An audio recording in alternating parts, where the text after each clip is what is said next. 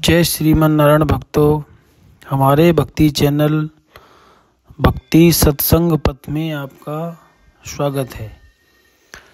आज हम चर्चा करेंगे एकादशी व्रत कथा के बारे में।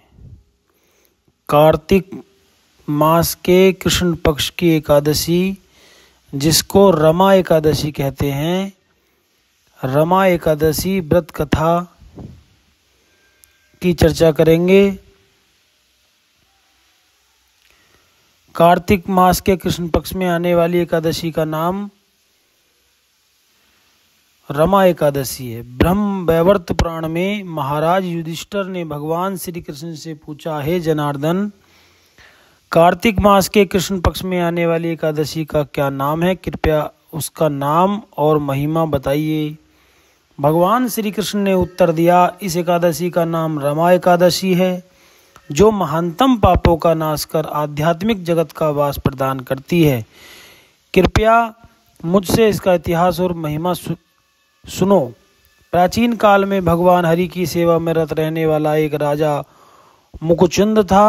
उसकी इंद्र, अन्य देवताओं व भक्तों के साथ अच्छी मित्रता थी। क्योंकि वह सदैव सत्यनिष्ठ और नैतिक था, इसलिए उसके राज्य में कोई बाधा नहीं थी। राजा मुकुचंद की एक सुंदर पुत्री थी, चंद्रभागा।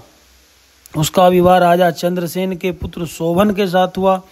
एक बार शोभन रमा एकादशी के दिन अपने ससुराल गया। चंद्रभागा चिंतित हो गई, क्योंकि वह जानती थी कि उसका पति कमजोर था और एकादशी व्रत नहीं कर पाता था। उसके पिता के राज्य में तो मनुष्यों से लेकर पशु तक भी निर्जल एकादशी व्रत करते थे। शोभन ने भी एकादशी व्रत करने का निर्णय लिया, परंतु वह सूर्य उदय से पूर्व कमजोरी और भूख से मर गया। राजा मुकुचंद ने शोभन का अंतिम संस्कार कर दिया, परंतु अपनी पुत्री को चिता में सती होने नहीं दिया। वह अपने पिता के घर रहने लगी। रमा एकादशी के पालन के प्रभार से शोभन देवपुर नामक सुंदर राज्य का राजा बन गया, जो मंदर पर्वत के शिखर पर स्थित था। वह एक ऐश्वर्यशाली महल में रहने लगा। वह गंधर्वों तथा अप्सराओं द्वारा सेवित हुआ। उसकी राजधानी इतनी आकर्षक थी, मानो दूसरा स्वर्ग हो। एक दिन सोम शर्मा नामक एक ब्राह्मण मुकुचंद के राज्य में शोभन की राजधानी में तीर्थ यात्रा के दौरान आ पहुंचा। उसने पहचान लिया कि शोभन राजा मुकुचंद का जामाता है। ब्राह्मण को देखकर शोभन ने राजा मुकुचंद, उसकी पत्नी चंद्रभागा व राज्य के अन्य प्रवासियों का शुभ समाचार पूछा। सोम शर्मा ने उत्तर दिया कि सभी शांति व सुखपूर्वक जीवन व्यतीत कर रहे हैं। फिर उसके आश्चर्यपूर्वक उसने पूछा, हे राजन, मैंने ऐसा सुंदर शहर पहले नहीं देखा।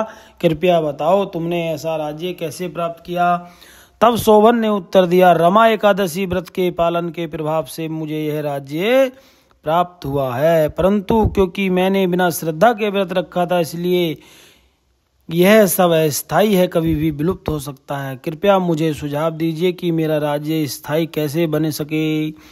यह सब चंद्रभागा से कहिए, क्योंकि मेरा विश्वास है कि वह राज्य को स्थायी बना सकती है। सोम शर्मा राजा मुकुचंद के राज्य पहुंचकर चंद्रभागा को समस्त वर्णन बताते हैं।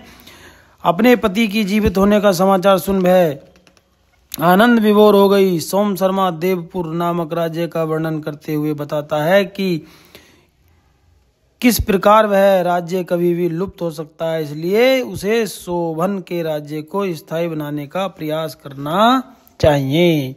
चंद्रभागा ने कहा, हे मान्य ब्राह्मण, कृपया मुझे देवपुर ले चलो, क्योंकि मेरे अपने पति के दर्शन की अभिलाषा है। मैं अपने समस्त एकादशी व्रतों के बल पर उनके राज्य को स्थायी बना दूंगी। देवपुर के मार्ग में चंद्रभागा वामदेव मुनि के आश्रम गई, जो मंदर पर्वत के निकट था। उसने वामदेव को सारी स्थिति बताई और वामदेव ने उसे मंत्र दीक्षा दी। उन मंत्रों के प्रभाव में अनेकों एकादशी व्रतों के फल स्वरूप चंद्रभागा को दिव्य शरीर प्राप्त हो गया। फिर वह प्रसन्नता पूर्वक पति से मिलने गई। अपनी पत्नी को देखकर शोभन प्रसन्न व संतुष्ट हो गया। चंद्रभागा ने कहा, मेरे प्रिय स्वामी, मैं 8 वर्ष की आयु से अपने पिता के घर एकादशी व्रत का पालन कठोरता पूर्वक करती आई हूँ। वे समस्त अर्जित पुण्य आपके राज्य को प्रियकाल तक स्थायी व समृद्ध कर देगा। फिर वह ऐश्वर्यपूर्ण आभूषणों से सुसज्जित दिव्य देह के साथ अपने पति के साथ आनंद पूर्वक रहने लगी। रमा एकादशी व्रत पालन के फलस्वरूप शोभन भी दिव्य देह धारण कर अपनी पत्नी के साथ रहने लगा। इसलिए यह रमा एकादशी कामधेनु या पारसमणि के समान ही है। भगवान श्री कृष्ण ने कहा, हे राजन, मैंने तुमसे रमा एकादशी की महिमा का वर्णन किया।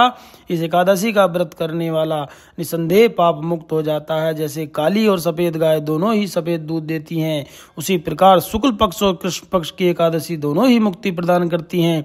इस एकादशी की महिमा सुनने वाले के समस्त पाप नष्ट हो जाते हैं और वह विष्णु लोक में निवास करता है। बोलो एकादशी मैया की जय, विष्णु भगवान की जय। जय श्रीमन नारायण भक्तों।